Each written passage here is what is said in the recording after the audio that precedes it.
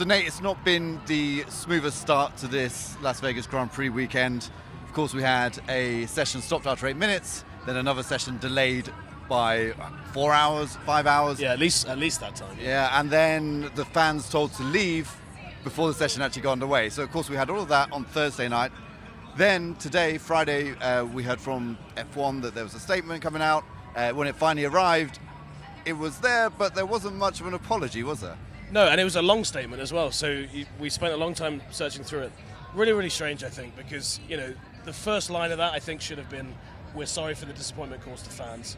And I think that what most people are saying is that statement really it just seemed to misread the room a little bit, because ultimately people were upset yesterday, not with the drain cover coming loose, because I think that was an unforeseen circumstance from a new race. We've seen it at established races as well, but I think it was the fact that there's not really been any ownership of the situation from Formula One, who obviously in this case are the promoter.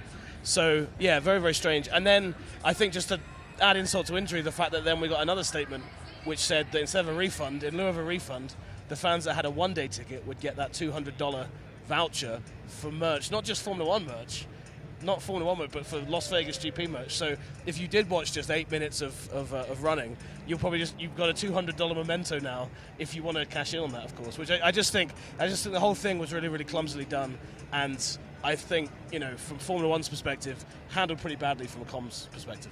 Yeah, there was a nice sequin jacket I saw in one of the Las Vegas stores, so I don't know, maybe people get their hands on that.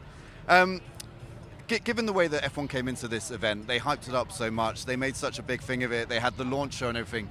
It's a bit embarrassing, isn't it? They then have the first actual day of track running, and so many of the drivers said, look, just let me get in the car, enough of this showmanship and everything, I just want to get in the car and get it done, and of course, then it didn't happen. I would just say, not entirely their fault with the drain cover, but it just feels like the way that they hyped it up, then the way that it all fell flat, is not a good look for Formula One.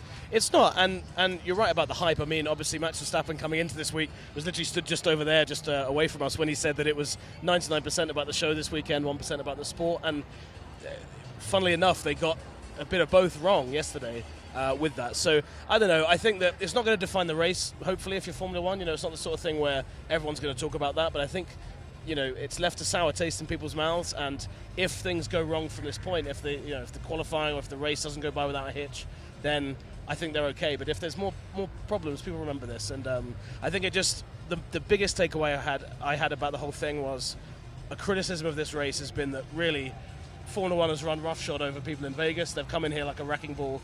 They really haven't, it seems, given that much compassion to people here in Vegas, and the way they treated the fans yesterday, it just kind of seemed to fit into the same thing. So, I don't know, all round it just adds to that feeling of I guess, an unedifying feeling about how the whole process has been. Yeah, and this race isn't really, and we kind of knew this coming in, not really a race for your average fan. Yeah, this exactly, is a race for your high rollers, people that are spending a huge amount in the casinos. I mean, I think the casinos actually did quite well out of it last night, because everyone left here and they had nowhere to go, right? Well, they had people with loose change hanging around as well who were like, let's get rid of some of this stuff on the tables. But yeah, there was some fan interviews I saw where there were two guys who'd driven 10 hours, to get to Vegas, and they had a one-day ticket. If that's it's obviously, I don't think those people are going to come back to watch Formula One again.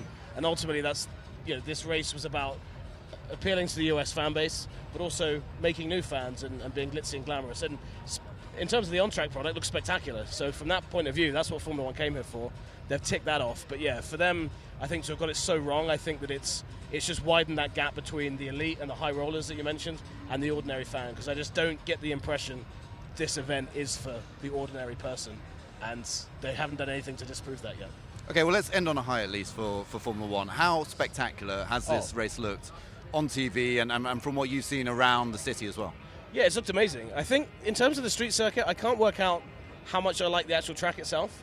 It's quite basic, and I don't know. We'll have to see when the race is on. But yeah, the stuff that you see around the circuit is unbelievable. And F1 cars, we know, look great under floodlights. They look great when the sparks are coming out, and that has everything here. So, and the sphere's great. That keeps lighting up in different colors, like a red flag, it goes red. So they have lent into that, and I think that's quite nice. And yeah, I think the coolest thing is going to be turn one, when they're all going down at the start on Saturday night. That's going to be amazing. So I think they've done well there.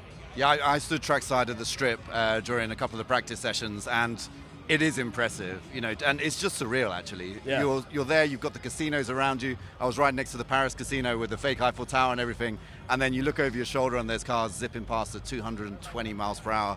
You've got people getting every vantage point, escalators and stuff like that. You see people going up an escalator, down an escalator, just to get a view. I heard about that yesterday. Were there many people there when you were out on track? Yeah. I mean, there are a lot. And there's a couple of bridges. There was a lot made of bridges being covered up and everything, and that is true. There's a lot of those around there. But there's one just before the final corner that leaves the strip, and right there you've got lots of people kind of just walking either very slowly or dawdling a little bit. You've got security moving on a little bit, but just to get that view, and what a view it is. That final corner is spectacular. The speed they carry through that. So that part of the circuit, I think, is fantastic. Yeah. Okay, well, let's see what happens for the rest of the weekend. Thanks again, Nate, and look forward to qualifying.